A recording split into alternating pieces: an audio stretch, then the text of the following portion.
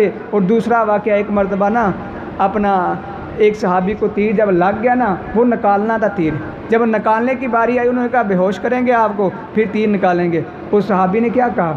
نہیں میں بے ہوش نہیں، میں ایسا کرتا ہوں نماز شروع کر لیتا ہوں، نماز میں ادا کروں گا، تیر تم نکال دینا۔ تو کیا معاملہ ہوا؟ اللہ اکبر کرے، یہ ہاتھ باندھے ہیں، سورۃ فاتحہ پڑھی، سات صورتیں جو ہیں جو انہیں آتی تھی وہ پڑھنا شروع کر دی۔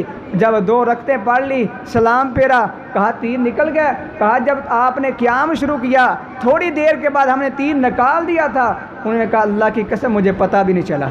اس طرح کی نمازیں ہونی چاہیے، لیکن ہمارے اندر ایمان وہ نہیں، لیکن کم از کم اتنا تو ہونا چاہیے نماز کے اندر ہم نماز ادا کریں بڑے سکون کے ساتھ پڑھنی چاہیے۔ اکثر ساتھی کا یہ ہاتھ باندھے، کبھی اپنے داڑھی کے اندر ہاتھ، کبھی کیا کر رہے ہیں اپنے سر کے اوپر، کبھی اپنے سلوار کے اندر، یہ ایسے معاملے کے اندر کم از کم اپنا شکل و صورت ایسی بنائے نا کہ ہمارے اندر خشوع خضوع تھوڑا سا تو ہونا چاہیے۔ یہ اپنے داڑھی، اپنے بال، یہ سب چھوڑ دیں۔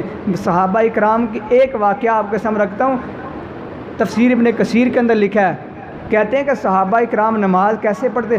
اللہ اکبر کا ایسے کھڑے ہو جاتے تھے جیسے ایک سوکھا درخت ہے نا، اس طرح پرندے آتے، پرندے بیٹھ جاتے سوکھا درخت سمجھ کے، انہیں یہ بھی نہیں پتہ چلتا تھا یہ آدمی کھڑا ہے کہ یہ درخت ہے، وہ درخت سمجھ کے وہ بندے کے اوپر بیٹھ جاتے تھے۔ آج ہماری نمازیں کیسی ہیں؟